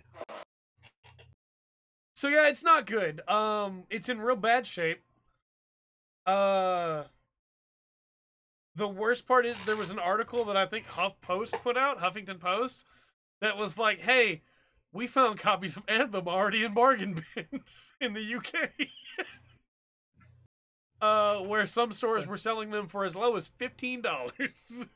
I got it for $15 on Origin Access Premier for 1 month. Yep. And that's all I needed to do was play it for 10 hours and realize I was done. I will pick Anthem up when it's like $10, because it will be. And by the time that it's like $10, stuff will be out. I didn't put it on the news, but they put out the roadmap for when they're going to add stuff. Guess when the new raids are added to the game? August. May. Not as bad as August. Still quite a while. That's still, what, 1, 2, 3 months? Yep. Huh. I figure if I wait until like here's my August, problem. there'll be a lot of stuff in the game then. Here's my problem. I know I'm not going to play Anthem probably ever again. And I may not pick up the Division 2, even though I'm really interested in it. I'll find out this weekend with the open beta this weekend. Yeah. Simply because Destiny is already where a loot shooter should be. Yes. So is Warframe. It's yes, but Warframe the shooting is not as fun. The Right, I agree. traversal is amazing. I agree. But in personal, like I said, the guns are their own characters in Destiny. Yes. Um, Much in the way that the javelins are supposed to be in Anthem. yeah, the abilities are cool and stuff, but it's just so bland. Yeah. But especially with Destiny 2 about to start like next week, start the season of the Drifter, which is a season of Gambit themed stuff. Yeah. I'm gonna be done. I mean, Gambit is what I live for. Right. So I just don't ever see myself buying Anthem. It's just unfortunate because it could have been really good. Yes, It I should have fully been really always for loot shooters because 6 they're fun. years of work. Yeah. This was the A team. Let's Yeah. remind everybody. The Mass B Effect team made Andromeda, Mass they Effect said, Andromeda. yeah, exactly. They said, no, Mass Effect, we can't do Mass Effect. We are busy with the next big thing, the next hot IP, Anthem. We got to put all the best of the best on Anthem. Here we are. Yep.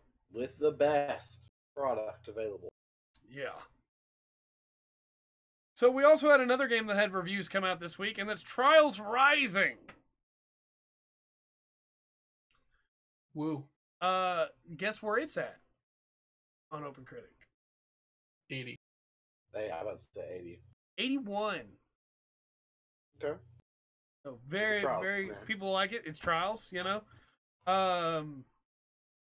That's what I've heard. Is that literally it's Trials. So I'm just gonna read this chunk from Destructoid's deal to give you guys an idea of like how much content's in this game. Even if you never end up touching the head-to-head online multiplayer, local co-op, ambitious track editor, or any of the other ensuing user-made creations, Trials Rising will keep you plenty busy at launch. Some of the out-of-level elements could use another pass, but progression, pacing issues, loot box bloat, and technical hiccups weren't enough to put me off what is ultimately another great Trials game. So this is a Trials game that has loot boxes, that has some interesting progression ideas for pacing, where you have to do a couple tracks over and over again to be able to continue the story. And nobody cares. because everything else is so good. Because it's Trials. Yep. And what my point is, you could get that with any game. People could look past all that stuff if your core gameplay is good enough. Yeah. So, I don't know if there's much more to say about Trials, honestly. It's another Trials game. Those are almost always great. I haven't played a Trials game in a very long time, and I'm thinking about picking this one up. Yeah, they're good, man. They're worth it. My money's kind of compromised right now because I looked at the price of it, and it's $25, and the whale is $30. And yeah, it makes it tough, I know. Do I want a whole game, or do I want a whale? I mean, it is a pretty cool whale. Kind of hard. Pretty cool whale. There's also a motorcycle you can.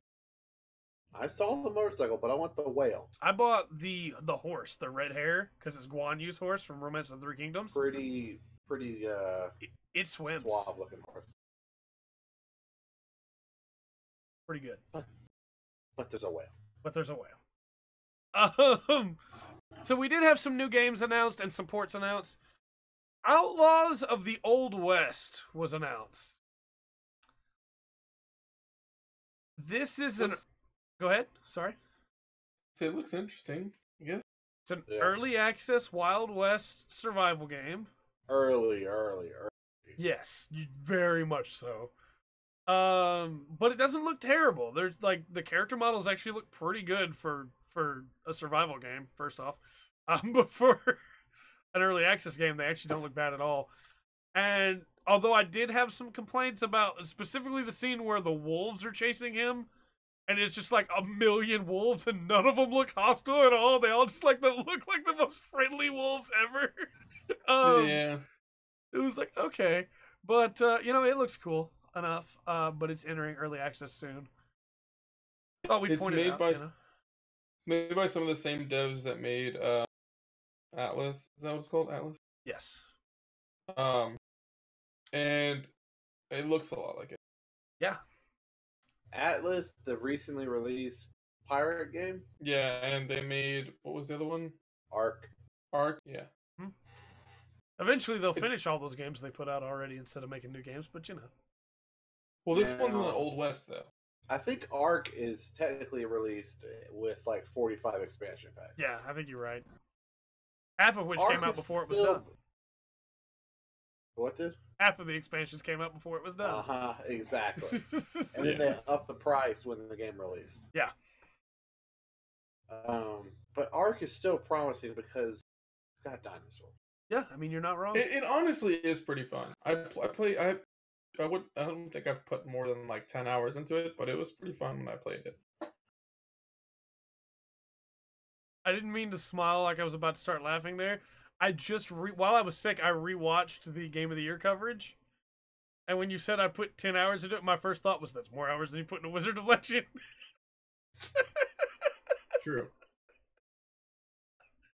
Oh, If you guys have not seen the Game of the Year coverage that we did, you need to check it out. There's some good jokes that'll come out of that. The other game. Good jokes and some good snubs. Just ask Mimir. Yep.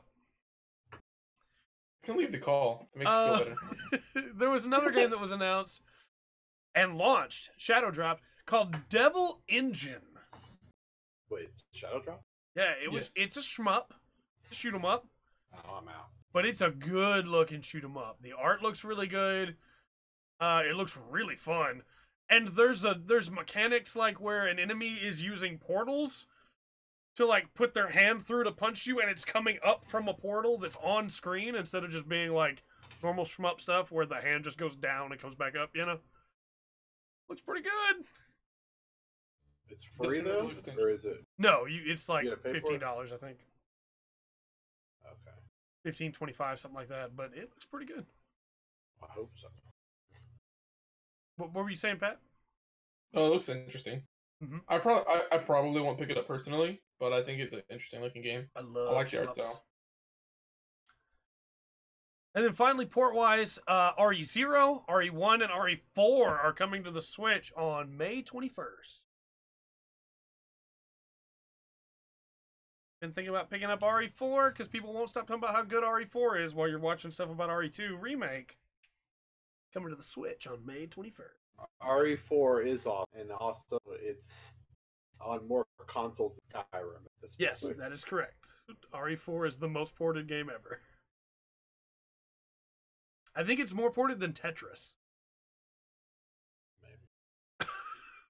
How many Awesome. systems is it on? Everything.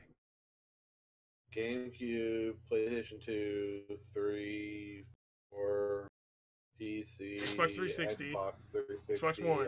Xbox One. I think Switch. Tetris might have a beat. Yeah, well, Tetris has been out on everything, but Yeah. you have to ask yourself: is it the same Tetris or is it new That's Tetris true. game? True. It's a new Tetris game. You're probably right then. It probably has to be Tetris. Telling me you didn't play Resident Evil 4 Battle Arena on SNES? I did. I've not played any of the Resident. Resident Evil 4 is We talked about this already. shape or playable on this SNES. I know, it was a joke, Andrew. No, Uh, I'm saying that for Pat Oh, yeah, yeah. Oh, because he was like, I never played Resident.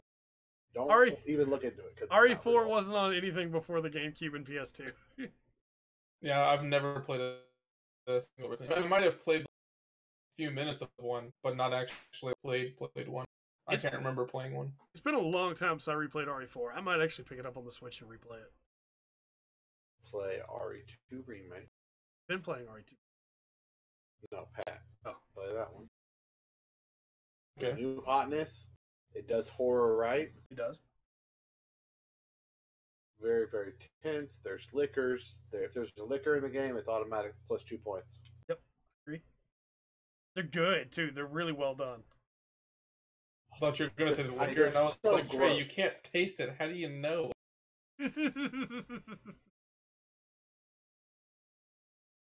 Anyway, we'll move on from there.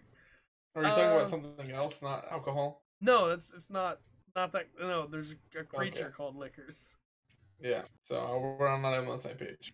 Yeah, with an exposed brain. Yeah. And it has a really long tongue. And it crawls down. That definitely they're explains so why it's called fast. the liquor. It's so ridiculously fast. Like playing on PS1 or N64, it's so fast, and it comes off as like, oh, it's like an old game. Like, oh, it's so fast because they couldn't really render it properly. No, they can render it properly now. Yes. And it's still just as it's fast. so fast that his body, it's so fast that his body like almost doesn't catch up with the speed. I don't know. It's done really well. Like it looks like some kind of eldritch abomination as it rushes at you. Especially since it's not tank control, so you're like, Yes. there's no one here. Oh, what is that noise? Oh, there it is. It's behind me.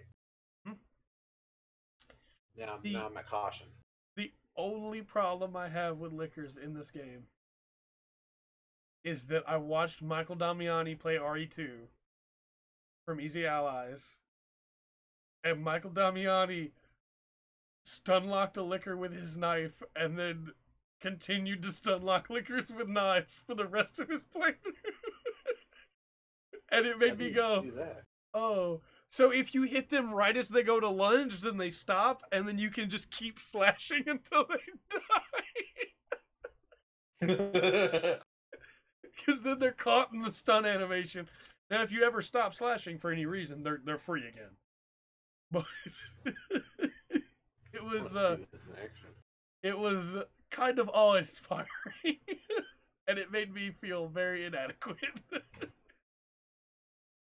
So after that, we have some Fallout 76 news. You guys remember when we used to talk about this game all the time? Yep. Well, wonderful game, masterpiece. They added an event to the game for a little while, that was very pay to win,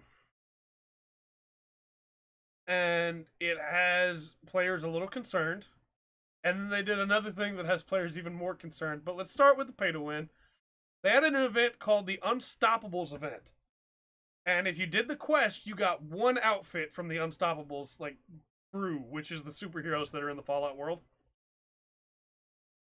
If you had a team of 4 people, and all of them had a unique Unstoppable skin, then you got 15% extra health for your character that worked in PvP.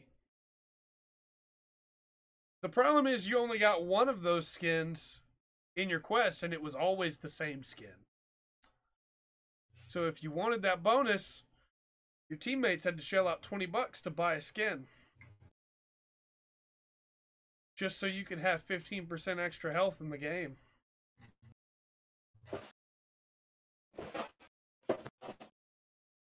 Low pay to win. Completely in the face of what they said before the game came out, that they would never sell anything in that shop that affected your character's stats in any way. It would all be cosmetic. And then once the event ended, the skin's effect went away. So you spent that money for that skin so that you could get that extra 15% health.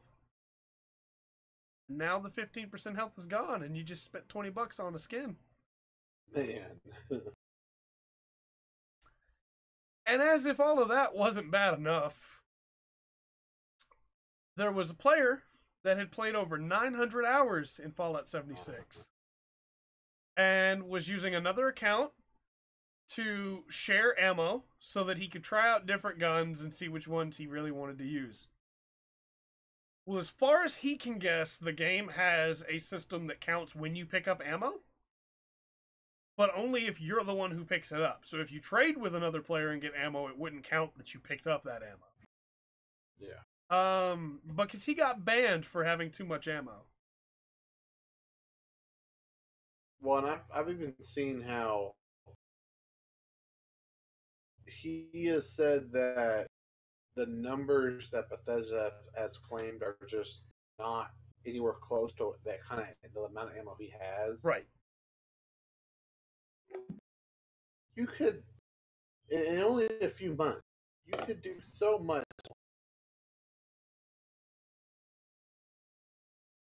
Than just play. I 100% agree. But Him from Fallout 76 is probably the, the best that could have happened. it's probably good for him. Because now you know, like Far Cry. But at the same time, why ban this guy? You already have so much negative publicity. It's because I've seen it happen before where, like, and this goes along with the whole drop rate thing. Yeah. Apparently, it was a common thing, and may still be a common thing, for hackers to drop, like, 300,000 nukes in front of you. Yeah. So you look at it and you go, oh, well, that's cool, and you pick it up. Yeah. Well, then you are in possession of 300,000 nukes. Right. This game's terrible. Yep. Dare you. It's a masterpiece. Yeah, so the stream hiccuped for a second there and completely stopped and started itself up again, and I don't know why. I'm guessing it was a Discord hitch. But we are back up.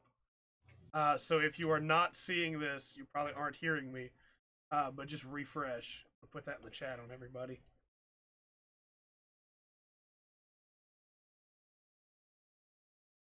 So yeah, basically it's just Fallout 76. Apex Legends added a new gun. Yep. Tell us about it, Pat. I'm assuming you're talking about the Havoc, right? The energy rifle. It's okay. I don't like it personally. Some people do. I do like that they added this gun though, because there's a lot more energy ammo spawning now. But So how much did getting you have to pay to get this gun? $0 and 0. That's not possible. Games can't do that. That's not possible. No way. No. You had to buy from the shop, didn't you?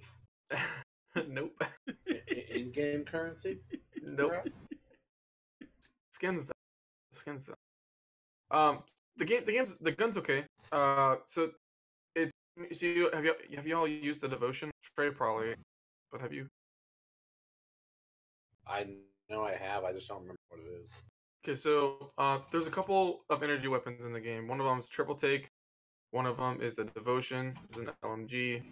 The triple take's a sniper, and then there's now the Havoc.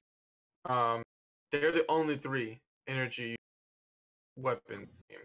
But they barely ever spawned before. Right. Like the Havoc wasn't there when the Havoc was there. Now they spawn a lot more, so you see a lot more That's energy good. ammo now, which is kind of nice. The triple take shoots out 3 bullets instead of just 1. I've Shoots had the them out triple like take. this. Yeah, so it's basically a shotgun and a sniper. Pretty cool. The devotion, whenever you shoot it, it takes a second for it to start up. It'll like shoot one boom, boom, boom, and then it like slowly speeds up. So Okay, it it's just like I remember liking the devotion. yeah, But rapidly never having speeds enough up. ammo. Probably, yeah. And then the Havoc is a rifle. Slowly, it has like a power up, I guess. So it takes like a second extra. Like you pull the trigger and it powers up, and then it starts firing. It's a It takes railgun. second. Yeah, it's a railgun. Exactly what. So you can get an attachment for it. It's a gold drop attachment that is a supercharger that cuts out that initial startup. Which is awesome. The attachments for it help it a lot, but the thing is that it has a lot of kick. So you have to really know the kick like spread, or you're not gonna do very much damage. Yeah. The only problem I have with the gun is they also allow the select fire to work for that gun. I picked the select fire thinking that would be awesome because I can use it single fire and use my trigger finger, because that's the reason why I play with the Hemlock. Is I love semi-auto weapons. I love them. Well, the select fire doesn't cut out that initial startup, so you build up and shoot a bullet. Yeah. And it got me killed. So I don't really use the gun anymore. That really ticked me off, especially because we were really close to winning that game. And I was literally no help to my team. But it's a pretty cool gun. A lot of people like it. I'm not a fan. I'm glad that they put it in the game though, because now there's a lot more energy ammo everywhere. Yeah. But it's not a gun. I still have my basic loadout. It's okay. It's cool though that they added a gun and didn't charge you anything. Yeah, I hope they keep adding more stuff quickly. I like that they added something so fast already. I'm sure they originally had planned on doing packs. That's what Titanfall did, but now seeing how popular the game is, they just rushed the first one out to be able to. Yeah. Now they realize they got to do the Far Cry thing and just pump stuff out. Yeah, Fortnite. Right. I wonder if they're working on another map that like you could spawn into one or the other. That would be really. I'm sure they are. But if they go ahead. I was gonna say, even if they don't, this map is pretty intricate. I like it a lot. I feel like almost every area is distinct and different from the others. There are sections. I'm sorry. Go ahead, Andrew. I'm sure they're working on a new map since before the game came out. There are sections of that map that are lifted almost wholesale from Titanfall 2, just up-resed and given like a different coat of paint, basically. But I don't think it would take them that long to get another map just doing the same thing. I would really like to see an indoors map.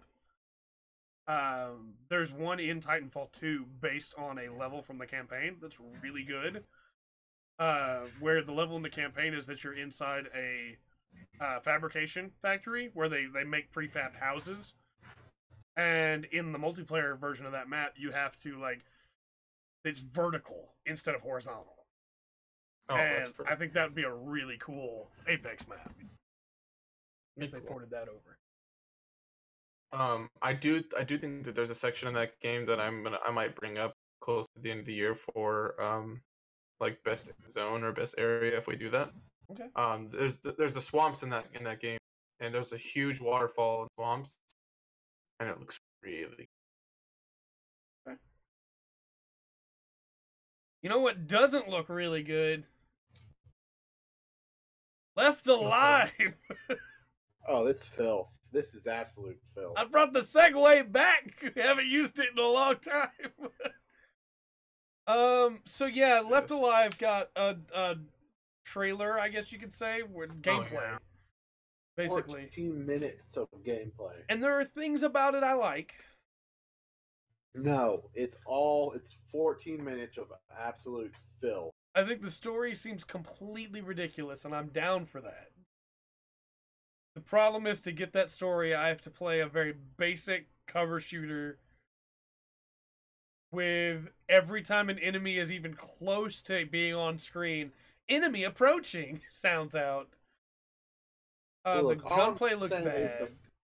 The first 30 seconds when you realize what's going on with the flashlights on the guns. Yeah. It's not on the guns, so you think, okay, it's on the helmets. Then you realize it's not on the helmets because the gun's facing this way and they're looking this way, and the flashlight's going the other direction. Mm-hmm. And that's when I strapped myself in and I knew I was going for a ride. I will say the sound effects sound really good. The sound effects are very Metal Gear. I like that a lot. That's no one crouch walks with just the lower half of their legs moving and the whole rest of the body stiff as a board. I was about to say that's about it. Opens a door by just throwing it open, just like it's the same stiff animation every time. The AI is brain dead. Yes. The art's not as good as it was when they first showed it off. No, it's disgusting. When we first saw it, it looked really cool. Like, it was a really interesting art style. Now it looks like they took that art style and then took a brown paintbrush and just went, uh-huh. It's like, no, why? Like, say what you will about Gears, right? Gears is very drab looking. Like, all the environments look really drab up until Game 3. But the characters had some color. Like, they looked cool, you know? Yeah. This is just like somebody went... I didn't even realize this was like in the front mission universe. Yeah. Until I realized that the mechs were there, and it's like the charge on the mech is like no sound. It's and just like, sliding teleports forward. Yeah. It's some jump force crap. You spend But the it's whole like trailer building up to action this figures. moment of getting in the Yeah. mech, and then the mech just goes like the mech. First off, looks like Metal Gear Rex without the snout from the railgun and the radome dish, and with hands. And then it just goes. Yeah, no weight to the charge, no frame to the charge, nothing. Why? Why? It's just been a very frustrating podcast today. Why are We all have these no- we have- games so bad? I'm looking at the rest of this news, and it's like, this is just all rough stuff we're about to talk One about. of them Then, is like- kind of exciting, but the rest is not. Then you got auto aim, the Yeah. auto aim, the aim assist. I should Yeah. say, most games call it aim assist. I'm gonna call it auto aim on this. Might as game. well be. Because typically the person's here and you've kind of got to get around them and it'll snap you to them a little bit. Well, in this footage that is officially released by Square Enix, here is the body. The gun faces this way, and as they go to aim it, as they go to zoom in, Yes. and it's not like a smooth transition. It's just oh, you're shooting. It's like Rockstar So- levels of. So it's way worse. And, I and agree. so there's a moment where they're trying to like you can tell it's trying to be like, look, we had the stealth, the first part. Now we've got the action, baby. Look at this shootout, and it's just snap, snap, snap, snap. Yeah. And the guys are taking like 2 full clips. What are you made out of? Fun. This is the worst game I've seen. Still think Jump Force is worse? But. We all knew Jump Force was going to be. No! I thought it might still wind up being good. But there was always that feeling. Underneath. Jump Force is 100% my most disappointing game of the year, unless Fire Emblem Three Houses come out and it's terrible. Don't I say agree. That. Don't jinx that. I don't want to jinx it. I guess I want it to Shadowbringer. be If great. Shadowbringer's terrible too, then like it's gonna be really tough for me. This is Dude, the year why of bad are you doing games. this? The last 2 years were really good years. This one's the bad one. Sounds This like is it's where the all far of the games part. that everybody was hyped for come out and they're bad. They're just all overhyped. The worst part is I thought Kingdom Hearts 3 was gonna wind up being the most disappointed for me with all the problems. I'm still relatively positive on that game compared to Jump Force. I forgot that game even came out. It's a good game. You know what's not good though? I'm worried about Domain. I'm also worried about them. YouTube has decided that it's finally time to do something about the child predation problems that are on YouTube. And This the way is that they have decided to handle this. If you have a video and someone comments on that video with anything that could be construed as child predation, your video gets demonetized. Or possibly taken down. Or possibly taken down. Nothing happens to the person who made the comment. Now, currently they have stated it will only happen to videos that have minors in them, or that pertain to minors. But this seems like such a backwards way to solve this problem when you have the accounts making the comments. And instead of you don't do an IP search, you don't just ban that account, you punish the people making videos that had nothing to do with that person. Well, yeah, because they want you to somehow police your own videos. The worst part is, there are videos, and there were people coming out on Twitter that had their videos demonetized that do police their comment sections, that delete comments. And YouTube literally said in the tweet, "We appreciate that you have been monitoring your comments, but we are still taking the step." That's not the only thing that's happening on YouTube. Like, No. did you hear about all the ad companies taking their ads away? This- Because That's been this is happening. tied The into that. adpocalypse has been happening for a Yeah. while. But like it's like getting worse apparently because of this situation. Yes, a bunch of big companies said, "Well, if that's what's going on YouTube, we don't want to have our ads on there." And it's Like including Disney. Like Disney's not doing ads on YouTube anymore. They'll come back, but like, it's just, why did you handle it this way? Why have you handled any of this way? Why is it the creators' faults that this stuff is happening?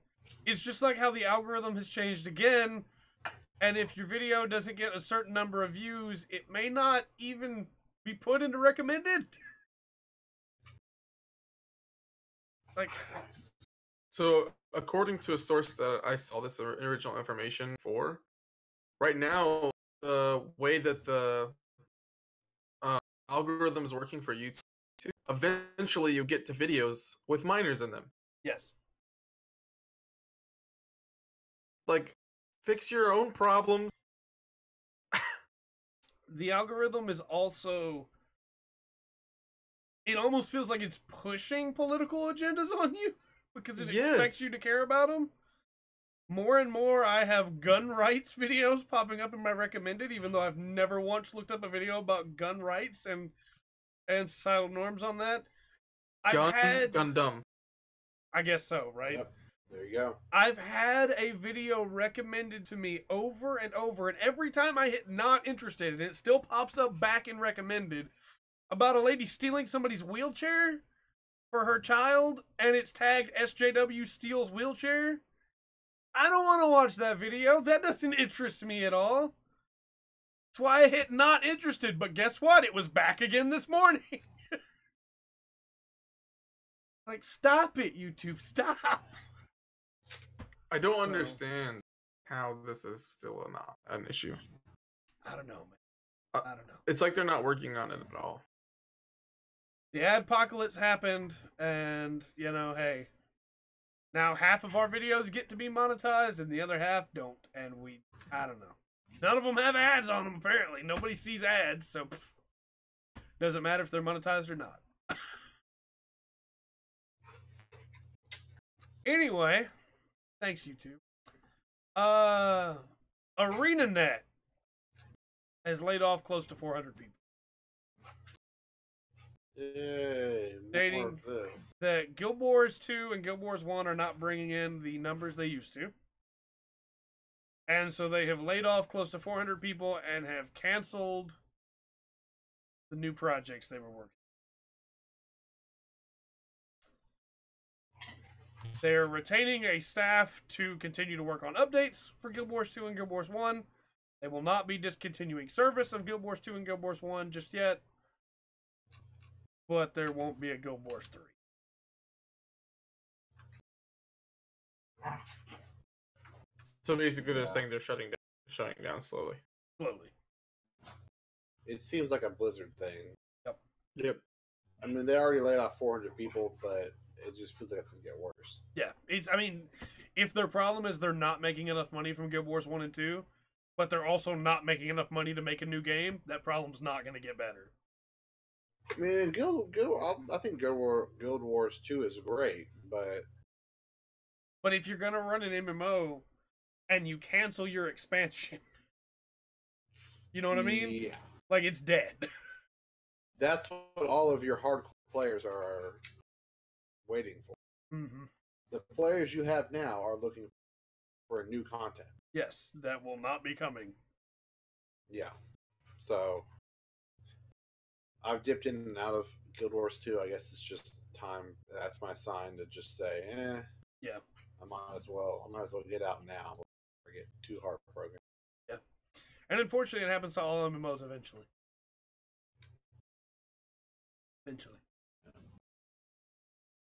Yep. Final Fantasy 14. It happened once already, yeah. Yoshi P brought it back, but it'll eventually happen again. Warcraft. It will happen to WoW, and in some ways, it's already happening to WoW. WoW has been hemorrhaging players.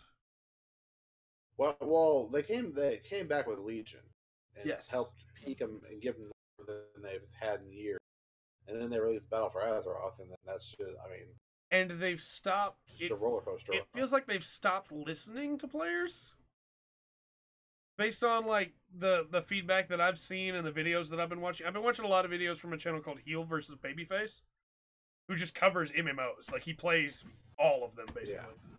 Yeah. And he was talking about how players had a big problem with the latest update because of the way that the newest gear set worked. And that instead of fixing the big problem, they just made it harder to obtain. And I guess the thought was, if it's harder to obtain, there'll be fewer people that have it and are complaining about it. Like, well, that's not a fix. Yeah. Regardless, it's happening slowly to WoW. There's been a lot of WoW refugees jumping over to 14. I ran into a couple just in a dungeon yesterday. They were like, "Hey, I don't know what I'm doing here. I just used a skip potion. I just came from WoW. What kind of mechanics are we looking at?" That's crazy. Yeah, it's The last piece of news that we have, since we've gone over time, Reggie Fils-Amie is retiring. Has retired. He will be seeing through his duties for the next fiscal month, which I think ends next week. And then he is done as president of Nintendo of America and will be replaced by Doug Bowser, who has been with the company for a while now. Yeah, I mean, Reggie's not always been perfect. You know, he's definitely made some mistakes and said some things that I didn't like. And the thing that always stood out for me, though, with Reggie was that he embraced the meme. Yes. In a way that most presidents would not do, you know? Like, Reggie became his own meme, used it to make himself, like, able to reach out to people better, and then became a better president of Nintendo of America because of that. He seemed like he genuinely really loved Nintendo. Yes. And, like this decision was something that was really hard for him to make. But he wants to spend more time with his family, and I can't blame the man for that, you know? No, absolutely. Being a president of a giant company, even just a part of a company, cannot be something that gives you a lot of time. He was always flying out to events, he was always flying out to meetings. Like, Reggie was everywhere. I don't blame the man for wanting to have some time at home. And I did see a really funny thing that I think it was like year 2 that he was president of Nintendo of America. There's a moment where Bowser walks up and is like, "Hey, I'm president of Nintendo now." And Reggie liked that liked it and retweeted it on Twitter. Because now Doug Bowser is president of Nintendo of America. Yeah. And I was like, that's pretty good. The only complaint or worry I've heard about this change is people saying, you know, should we be worried because Doug used to work for EA? Doug used to work for EA. He wasn't EA. That's true. There's a big difference. His last name is Bowser. I had to double check when I first saw this because I thought it was a troll. No. So my thing to that, Pat, because I've seen that as well, is let's say, for instance, I got in QA and I did QA for Anthem. Technically, I worked for EA, right? If in that situation, I didn't have any control.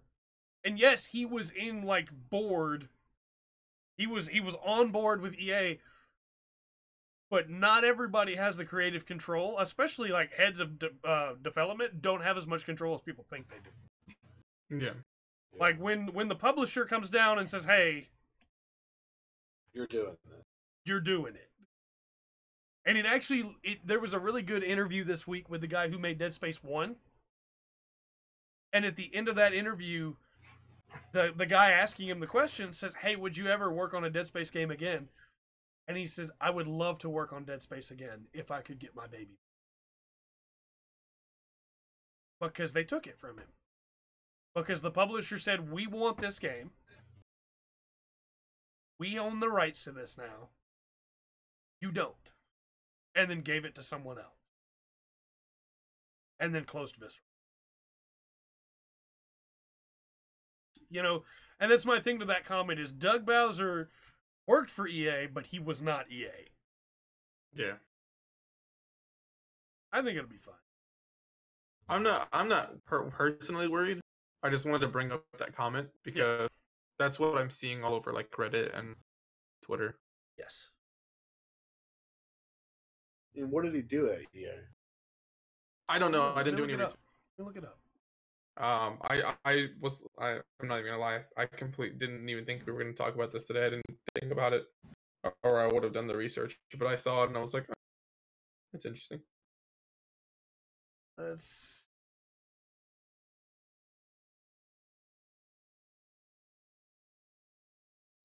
Senior role. Oh, apparently he's been part of Nintendo since 2015. yeah. He's been with Nintendo for many years. We actually talked about him getting.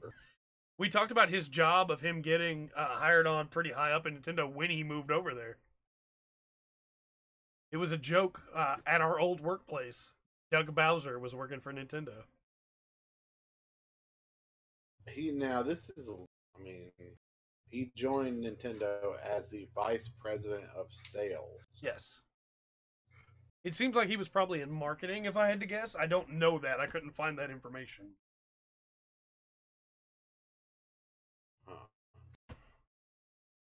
It'll be interesting. Like I said, I'm not personally worried because it's Nintendo, but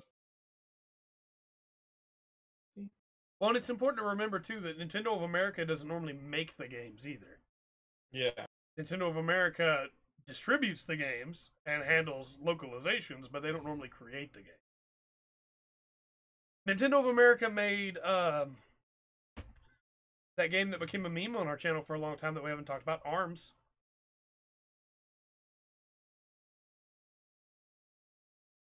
it's a great game. Yes, they did. But yeah, Doug Bowser that. is now the, or will be, the president of Nintendo of America. Yes, And that's it. He will. I posted a picture of him in chat. I will check it out after the podcast. So yeah, that's all the news that I have for this week. Did we miss anything? No. The last thing I had is that I got a new chair because my old chair broke while I was sick. Which is why you've seen me nice and reclined this whole time. This is a good chair. I like this chair a lot. I can do this in this chair. Oh yeah, that one's pretty.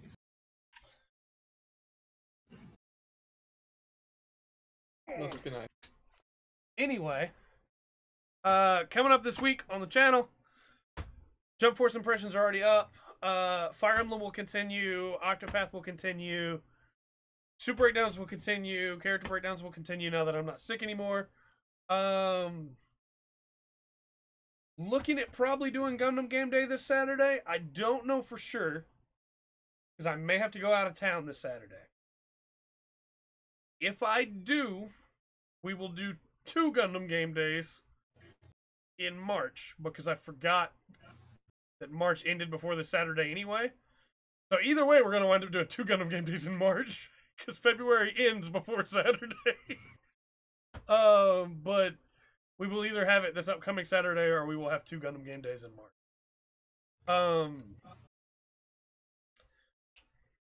Tomorrow, I'm going to be doing Time Spinners, game that came out last year that we played a little bit that I would love to get back into. So we're going to do that.